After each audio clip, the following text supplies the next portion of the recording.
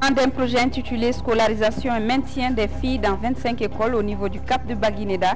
C'est une initiative de la Fondation Formation Éducation, échange culturel pour le développement et a pour objectif d'encourager les filles aux études.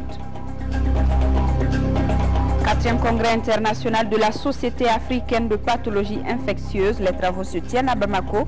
Ce congrès de 3 jours est placé sous le thème infection associée aux soins, un thème d'actualité car ce type d'infection touche 10% des patients dans les pays en développement. Il change le Mali, c'est le titre d'une exposition de photographie qui a ouvert ses portes hier à l'Assemblée nationale. L'expo qui se poursuit jusqu'au 5 novembre est un regard croisé de 2 Françaises, une photographe et une journaliste littéraire. Elle présente une 50aine de photographies qui portent sur la vie culturelle de Bamako dans sa diversité.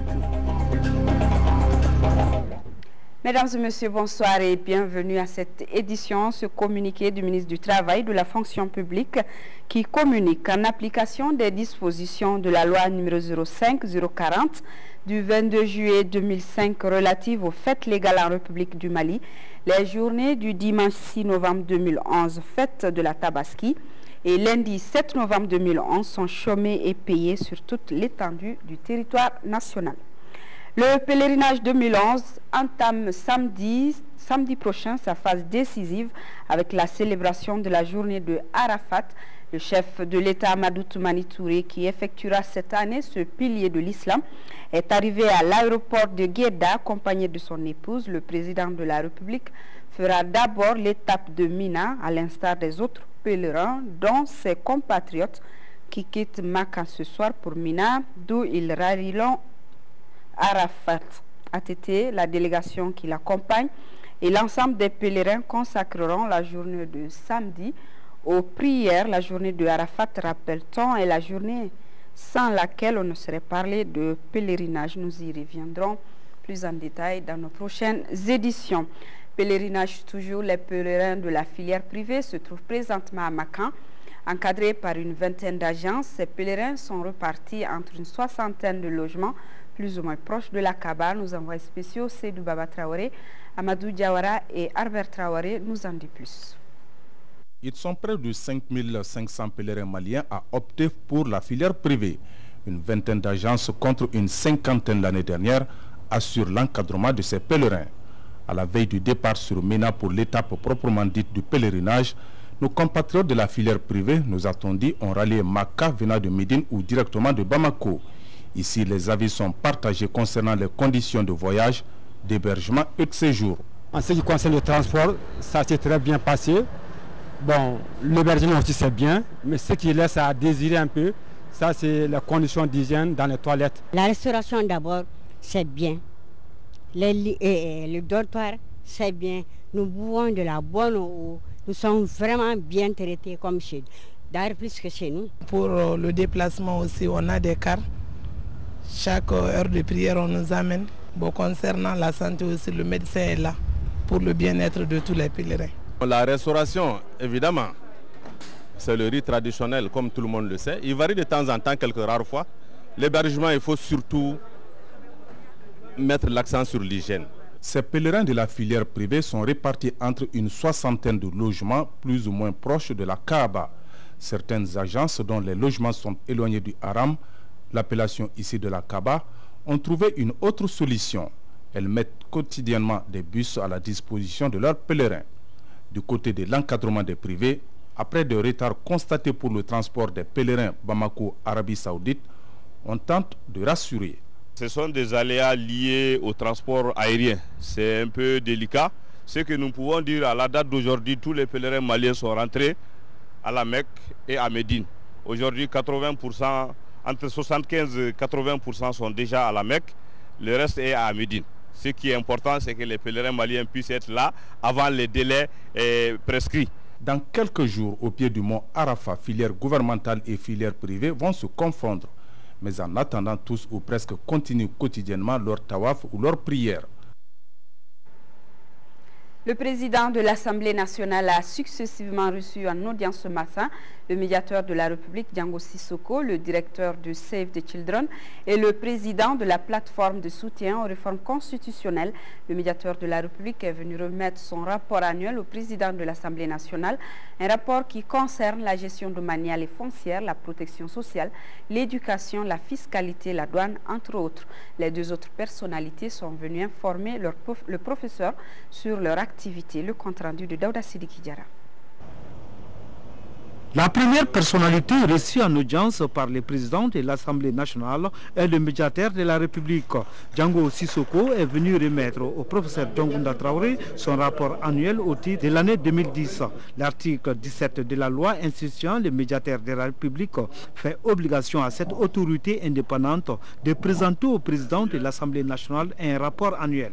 Du 1er janvier au 31 décembre 2010, les services du médiateur de la République ont reçu et traité 324 réclamations.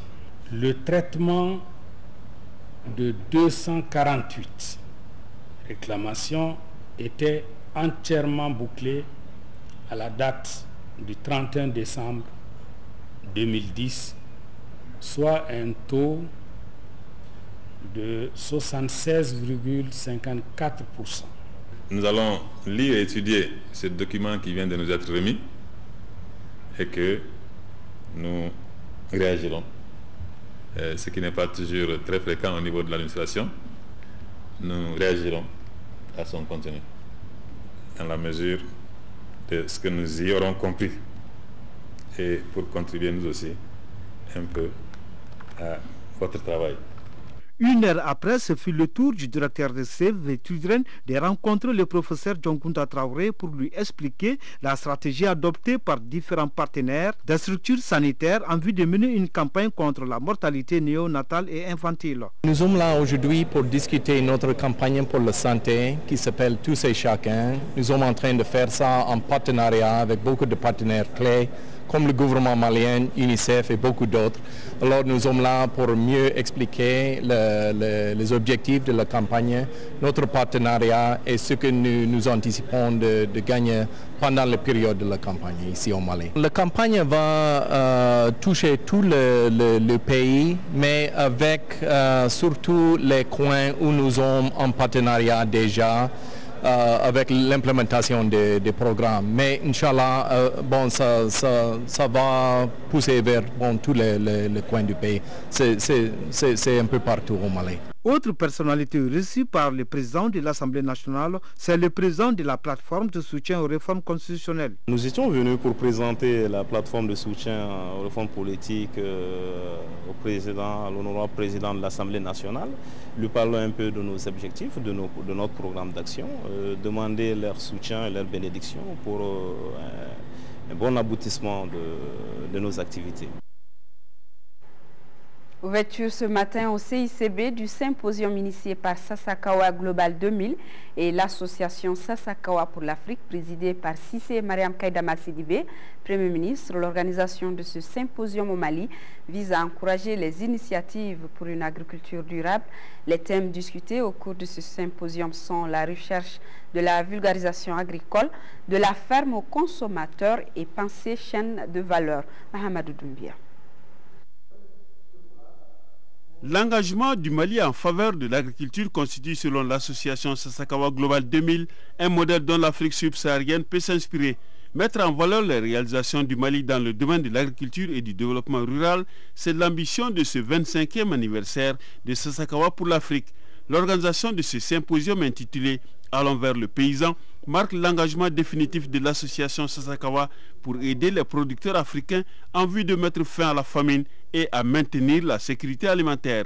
Le choix du Mali pour l'organisation de l'événement est à saluer car les objectifs de ce 25e anniversaire répondent aux ambitions du Mali dans le domaine de l'agriculture et de la sécurité alimentaire. Au Mali, la vision du président de la République, son Excellence Amadou Toumani Touré, comme stipulé dans le projet pour le développement économique et social, le PDS, est de faire du Mali une puissance agricole. Au regard de notre potentiel agricole, Cela est possible et l'agriculture doit être le moteur de la croissance économique. En 2006, la République du Mali s'est dotée d'une loi d'orientation agricole qui constitue un cadre de référence qui fixe les orientations de la politique de développement agricole dans notre pays. Sa mise en œuvre est en cours et des résultats encourageants ont été obtenus. 3 constats importants ont été soulignés cependant par le président de la Fondation, Yonei Sasakawa. Il s'agit de l'évolution continue des actions entreprises dans le domaine de l'agriculture à travers les 14 pays africains intéressés, l'engagement des producteurs et la formation de plus de 3000 vulgarisateurs qui travaillent en collaboration avec les producteurs ou les départements chargés de l'agriculture et enfin la persévérance qui conduit donc à la pérennisation des acquis de l'association Sasakawa Global 2000 qui devient plus fort que jamais. Globalement, avec ce symposium, il s'agit de célébrer le paysan projeté vers l'avenir pour assurer le développement de l'agriculture africaine et améliorer ainsi les conditions de vie des paysans. En 3 mois, les projets et programmes financés par la Banque mondiale au Mali ont enregistré un taux de décaissement très prometteur. d'1% au mois de juillet, le taux est passé à environ 5% en fin octobre 2011. Par contre, les projets à risque ou en difficulté sont passés de 9 à 10 et 20%, tandis que le nombre des projets a diminué d'un seulement. Ces révélations ont été faites ce matin lors de la revue trimestrielle Mali Banque mondiale visant à faire l'état de lieu de l'ensemble des projets et programmes financés par cette institution financière internationale dans notre pays. Aboubakar Maïga, compte rendu. La Banque mondiale évalue ses projets et programmes en cours dans notre pays. Objectif, vérifier si ceux-ci répondent toujours aux priorités stratégiques ciblées ou s'ils maintiennent leur calendrier d'exécution des activités. Mais des progrès significatifs ont été signalés au niveau du décaissement des ressources grâce aux prouesses des projets tels que les PACR et les PST2. Ces projets structurants, certains d'entre eux ont connu des progrès significatifs ces derniers mois, le projet transport, le projet de compétitivité et de diversification agricole, mais il ne faut pas dormir sur nos lauriers, il faudrait continuer à monitorer leur plan d'action et veiller à ce qu'ils atteignent véritablement, qu'ils atteignent les objectifs qui leur sont assignés. Par ailleurs, plusieurs autres projets et programmes présentent encore des retards dans leur mise en œuvre, ce qui a naturellement amené les taux des projets en difficulté de 9 à 20%, soit plus de 10% d'augmentation en 3 mois. Certains des responsables de ces 10 projets se sont donc prononcés sur les raisons de cet état de fait. Les mesures seront prises pour corriger cette situation-là.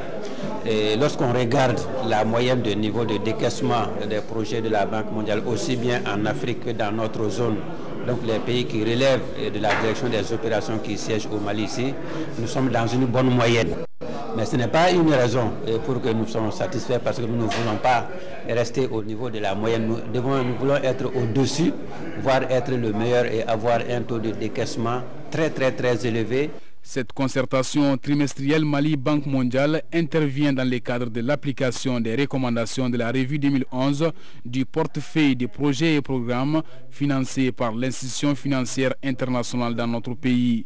Son objectif est de faire le suivi de l'état d'exécution de l'ensemble des projets et programmes financièrement soutenus par la Banque mondiale au Mali.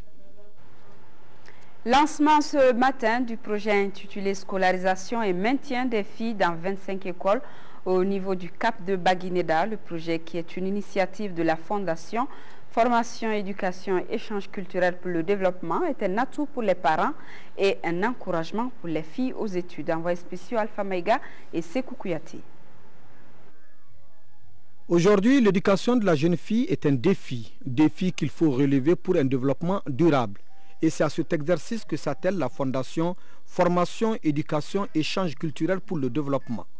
Le lancement du projet Scolarisation et maintien des filles dans 25 écoles au niveau du Cap de Baguineda en est une illustration. Il consistera à octroyer à 3052 filles 85 536 kits scolaires pour le besoin des cours de rattrapage en français, maths, physique, chimie en direction des filles du second cycle. Je suis contente, très contente, parce qu'il m'a donné beaucoup de cahiers, un sac, un combat et le bic. Je suis très heureuse de ces cadeaux. Et ma mère aussi serait très contente de ces cadeaux que CAP m'a donné. Je vais bien travailler. Cet appui a été grâce au concours financier de Plan Mali. Plan croit fermement que le Mali a une richesse et cette richesse se trouve dans les enfants et particulièrement dans les filles. Et nous croyons que l'avenir de ce pays dépend essentiellement de l'avenir des enfants et surtout des filles. La Fondation, à travers le plan, a une belle initiative. En dépit de tous les risques qu'elles ont en tant que jeunes filles et en tant que aussi élèves, très souvent avec nous parents qui ne sont pas très assidus à la surveillance. Le cap de Baguinada, le plus vaste du Mali, c'est plus de 163 000 élèves encadrés par plus de 1400 enseignants. La dernière école est à 240 km du cap, soit la distance Bamako-Ségou. Modernisation du secteur minier malien, c'est le thème du lancement des activités de la Chambre des mines du Mali. Après sa création en 2004 et la mise en place du Bureau national en 2011, la Chambre des mines démarre ses activités avec plusieurs ambitions pour l'exploration de l'or au Mali. Salima Tadao, reportage. Le jet d'eau est en marche, le folklore est au rendez-vous, l'ensemble instrumental est là. La salle de 1000 places du CICB n'avait pas assez de chaises pour accueillir la grande famille minière du Mali.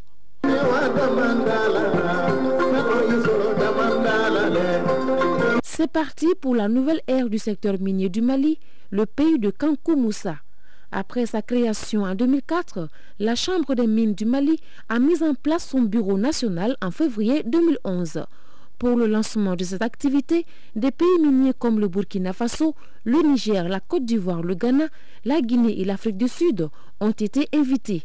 Des invités qui ont souligné l'importance d'une coopération entre les différentes structures pour mieux faire face aux autres régions du monde en matière d'exploitation minière.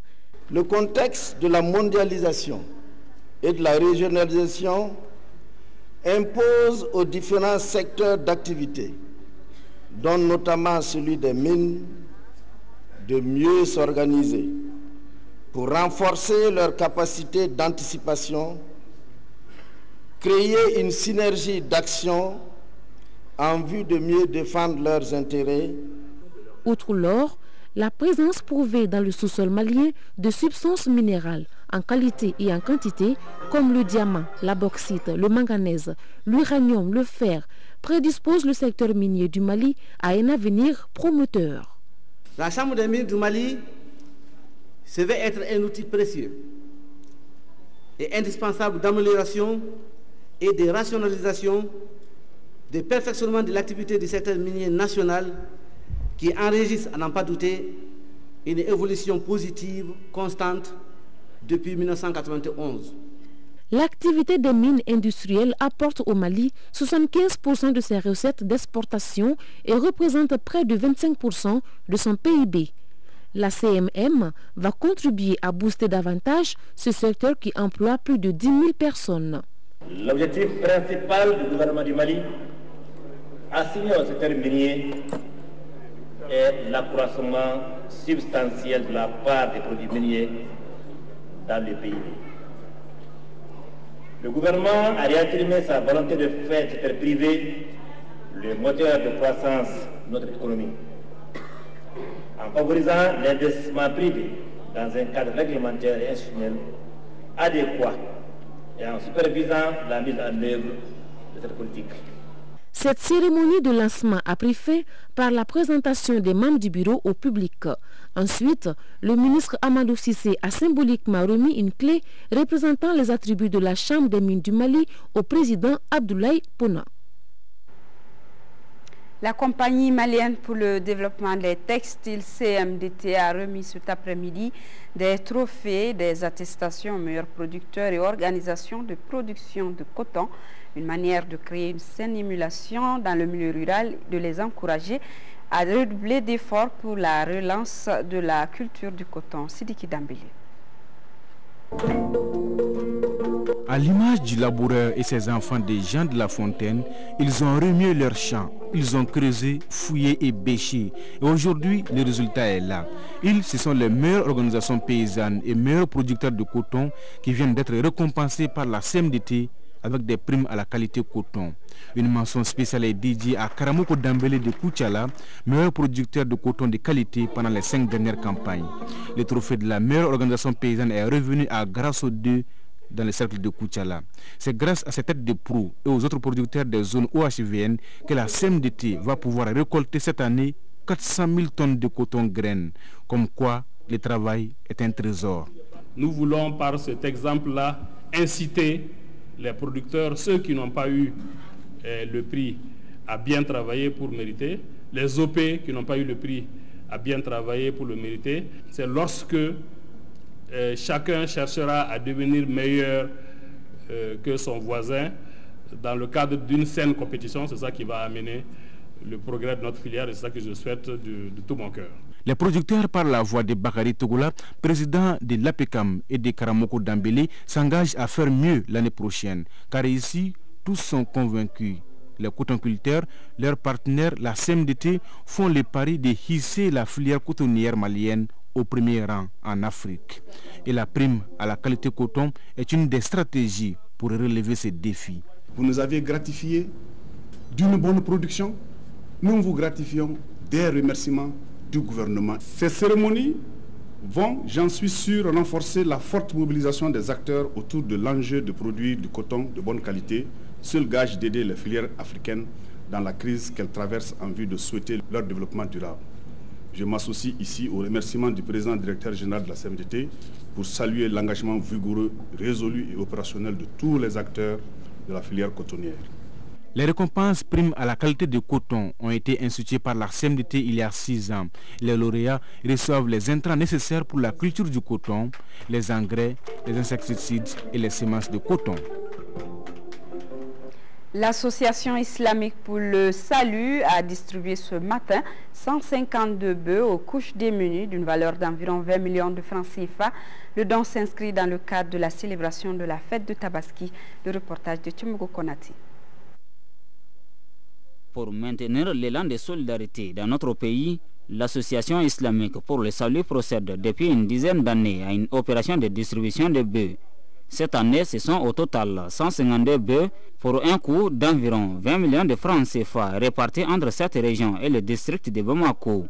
Le don est destiné aux mosquées, aux associations islamiques, aux centres de détention de Bolé et bien d'autres couches démunies. L'opération s'inscrit dans le cadre de la célébration de la fête de l'Aïd el-Kébir ou la fête de Tabaski. Par ce geste, les membres de l'association respectent une tradition. Les objectifs sont multiples. D'abord, il y a ce qu'on appelle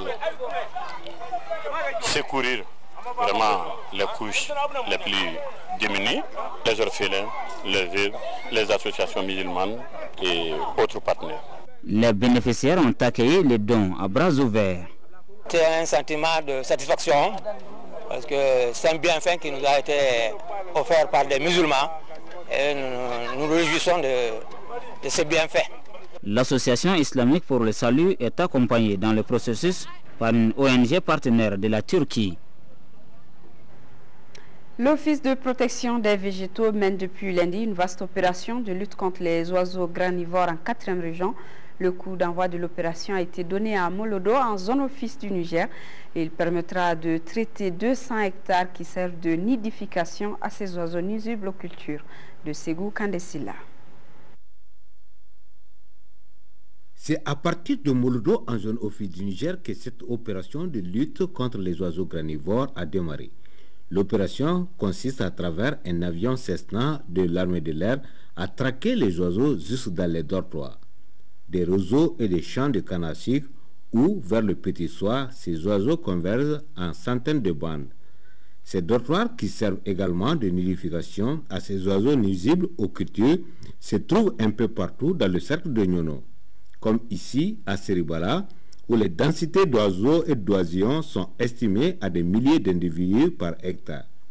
Il s'agit à travers cette opération de l'Office de protection des végétaux de sécuriser les cultures en cette période de maturation et de récolte. Nous avons commencé par la région de Mopti où on a fait 100 hectares d'intervention. Ensuite, la région de Tombouctou, on a fait 96 hectares. Et ici déjà, nous sommes environ à une centaine d'hectares, toujours dans l'optique de la protection des cultures menacées dans ces zones. Même si au niveau de la région, les dégâts sont limités, l'opération a toute son importance. Les oiseaux, ils sont arrivés ici depuis le début du mois d'octobre. Jusqu'à présent, ils sont restés. On peut dire que l'avion est venu au bon moment. Les dégâts, il y a eu quelques dégâts légers, bien sûr sur les premiers semis de mil et de riz, mais ce n'est pas tellement important. Notons que cette opération qui durera 5 jours permettra de traiter 200 hectares. Outre l'avion et son équipage, 3 véhicules de transport pour le personnel et un camion pour les produits et les carburants ont été mobilisés pour l'opération. Appuyer la réalisation des infrastructures administratives et militaires dans le secteur de Taoudenit, c'est l'une des recommandations issues des journées de concertation à Agouni, en 6e région. Une rencontre qui a permis aux participants de comprendre le fonctionnement du programme spécial pour la paix, la sécurité et le développement des régions du Nord. Le compte-rendu de Yehi Tandina. Agouni, chef-lieu de la commune de Salam dans le cercle de Tombouctou, a abrité les journées de concertation initiées par le PS-PSDN, programme spécial pour la paix, la sécurité et le développement des régions nord du Mali. Objectif, amener les populations à comprendre et adhérer au programme dans sa phase d'exécution. Si sa mise en œuvre s'est faite normalement, tel qu'il a été conçu par les chefs de l'État, ce programme installera les communautés sur leur territoire auprès des structures de sécurité avec lesquelles elles vont travailler la main dans la main. Ce programme qui ne finira pas en un an comme on le pense, s'il se termine correctement. Pendant 2 jours, leaders communautaires, élus et acteurs ont échangé sur le concept paix et sécurité dans la commune de Salam.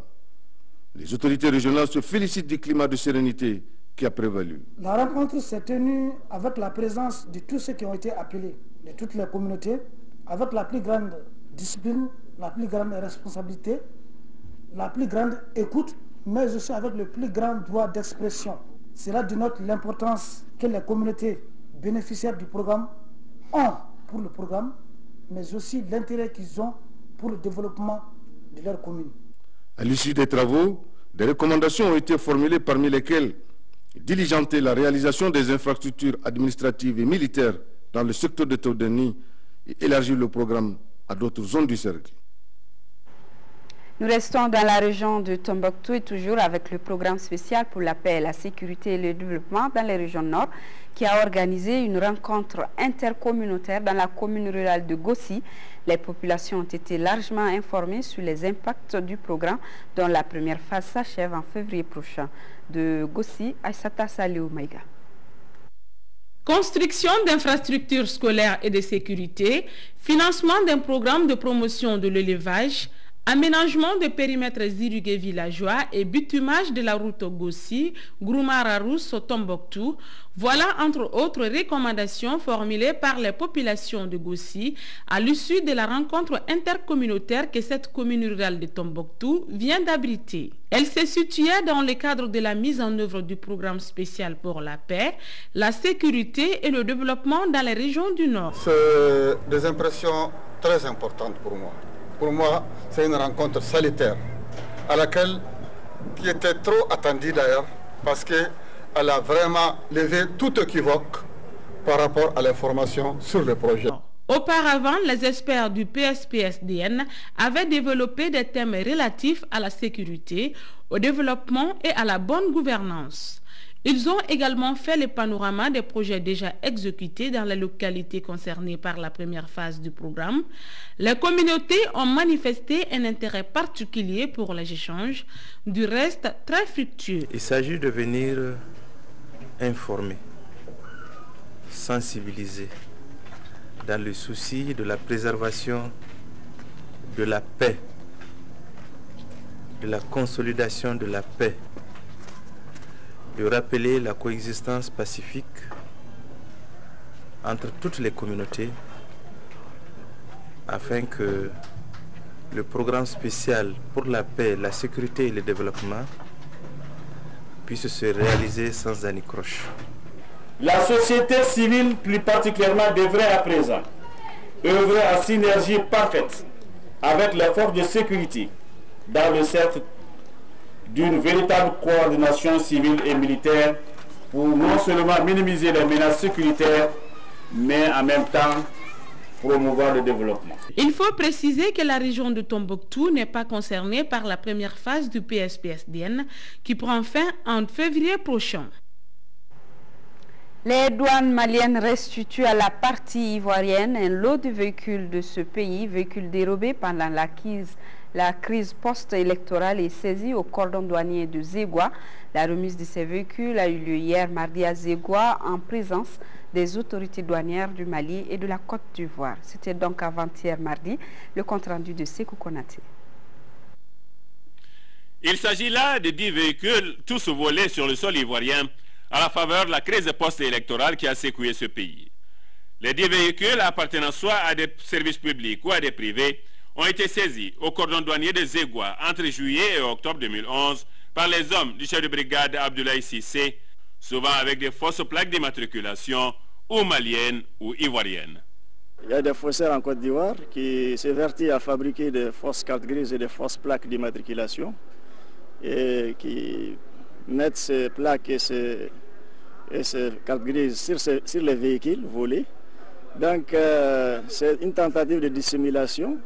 En décidant de restituer ces véhicules sous le contrôle de Interpol, Côte d'Ivoire et Mali, les douanes de Mali réaffirment ainsi leur ferme détermination à combattre le banditisme transfrontalier.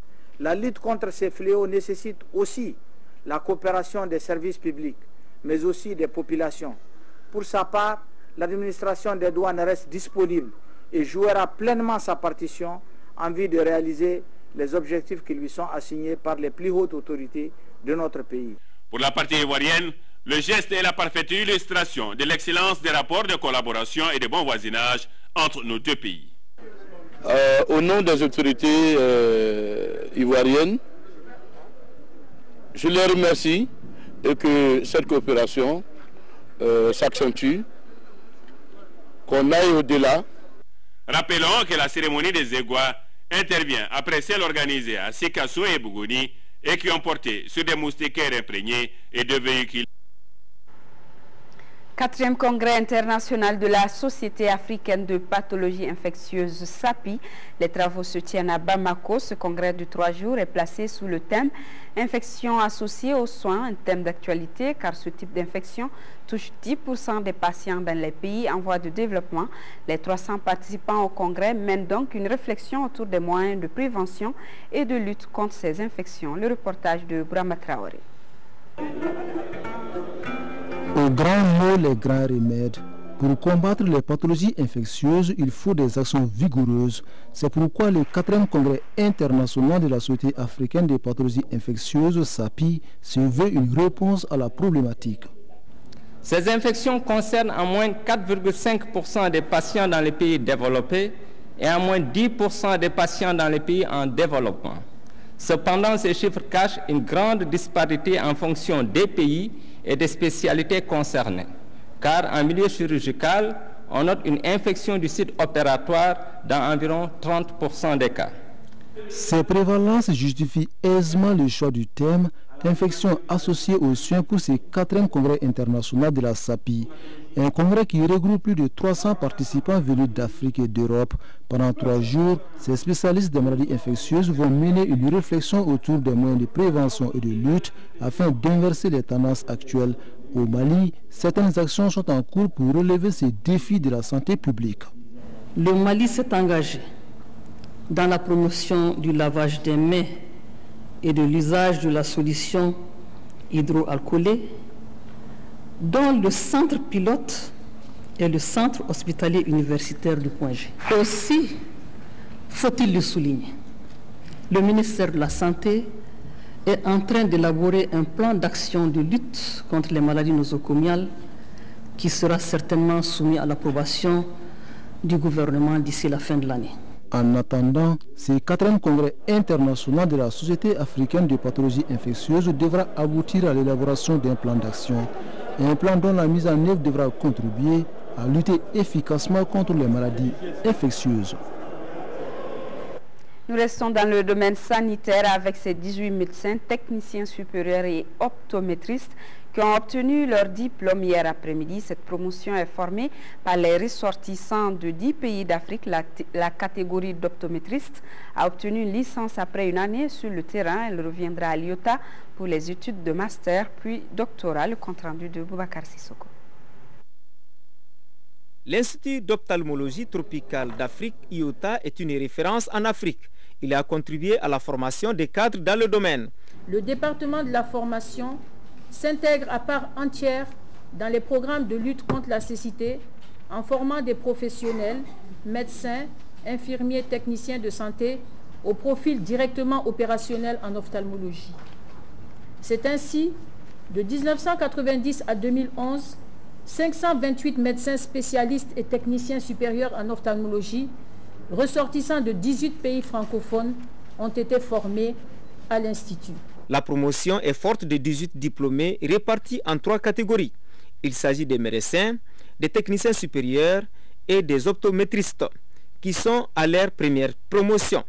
Cette formation diplômante aura permis à ces désormais spécialistes en ophtalmologie de 10 pays d'Afrique noire de renforcer leurs capacités afin de relever les défis de la santé dans leurs pays respectifs. Cette formation est perçue de façon positive par le département de la santé.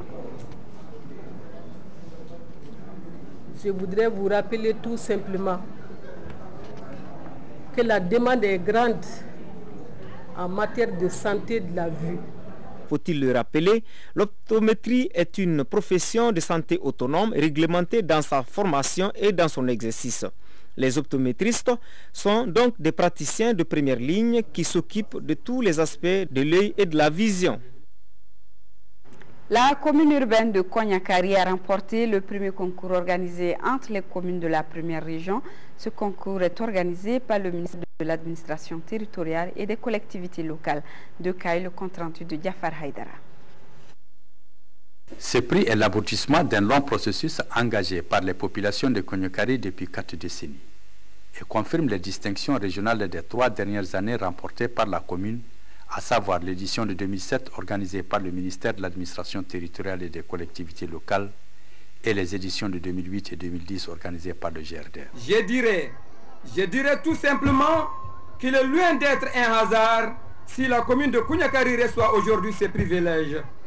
Je tiens à rendre un hommage mérité à ces grandes associations, à l'image d'Endam Djombougou, l'association des migrants, de Kaoural, l'association des jeunes, de l'association des éleveurs et agriculteurs, de la coordination des femmes pour leurs services rendus à la population.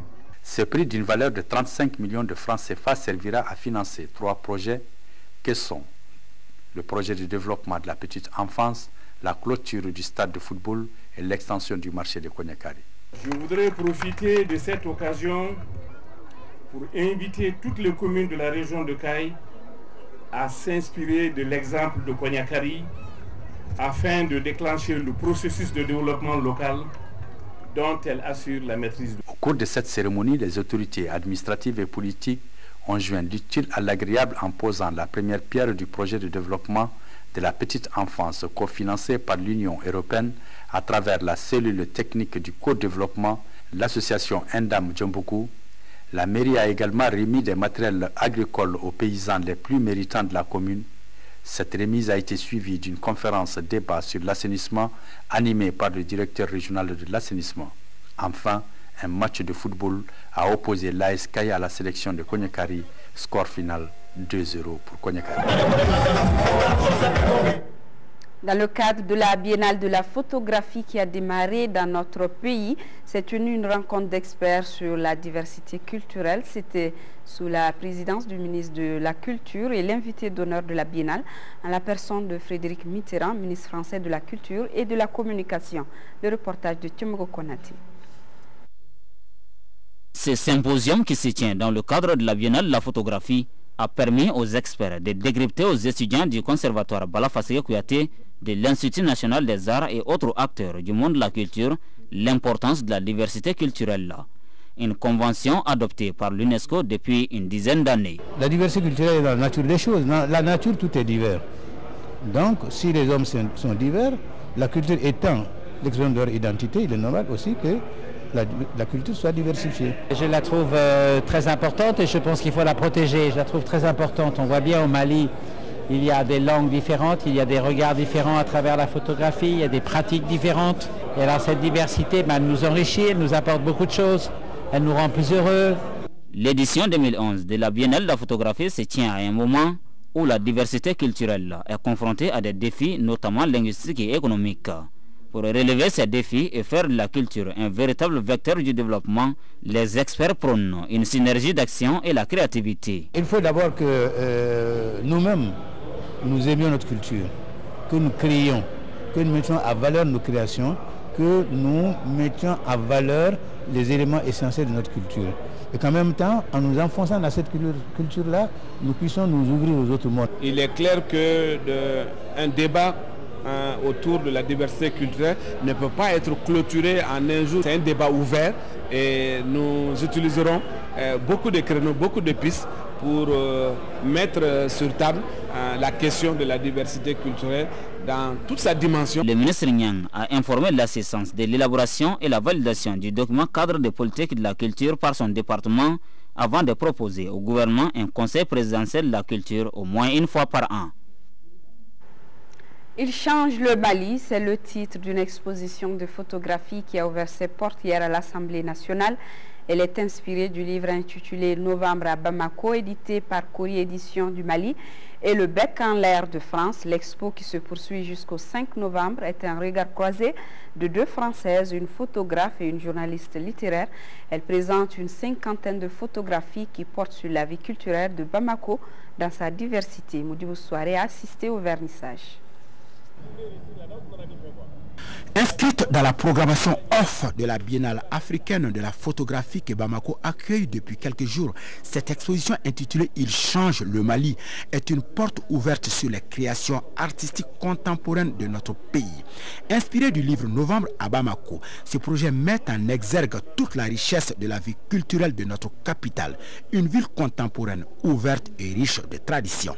Il change le Mali. C'est un peu le prolongement de notre livre Novembre à Bamako, qui est en fait un livre hommage aux créateurs du Mali, les photographes, les cinéastes, les musiciens, les peintres, mais vraiment tous les artistes qui font de notre vieux Mali un pays éternellement jeune, pour montrer que c'est aussi grâce à leur création, à leur talent, à leur habileté et surtout à leur dynamisme qu'ils font aussi tout le jour un Mali nouveau.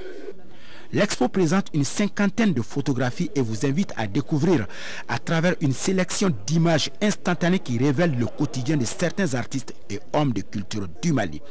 Ces œuvres sont signées de la journaliste littéraire Valérie Marin-Lamélé et de la photographe Christine Fleurant. Les artistes nous ont donc ouvert leurs portes. Valérie a fait tout un itinéraire personnel, une espèce de promenade au travers de ces gens qui font le Mali, qui changent aussi le Mali par leur volonté de créer, de s'exprimer dans des formes contemporaines, en mêlant souvent la tradition et le contemporain. Ce regard croisé et subjectif à travers des séjours et rencontres de ces deux Françaises a donné naissance à ce livre collégial de 250 pages. Il change le Mali est une exposition qui se veut aussi un cadre de réflexion et autres initiations à la photo pour des enfants. La photographie, par définition, c'est quelque chose de statique. C'est quelque chose de statique, c'est un instantané. Vous prenez une situation à un moment donné. Il faut vraiment rendre hommage à tous ces artistes maliens qui vraiment contribuent de façon significative à faire connaître notre culture, nos différents arts et bon, quelque part effectivement qui montre que nous sommes en mouvement et que nous avançons. Les œuvres présentées ici dans la salle Mamadou Konaté de l'Assemblée nationale du Mali scrutent donc tous les domaines d'une création artistique foisonnante.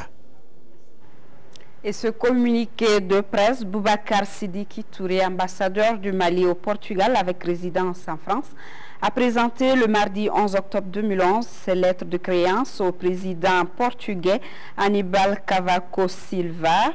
Rappelons que le Mali et le Portugal sont liés par un accord cadre de coopération depuis septembre 1999, accord qui définit les voies et moyens permettant de promouvoir les relations culturelles, scientifiques, techniques, économiques et commerciales.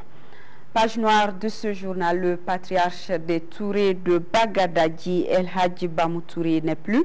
Les obsèques ont eu lieu hier après-midi à Bagadadji. C'était en présence de plusieurs personnalités politiques et administratives du pays. Fadem Bakita, compte rendu.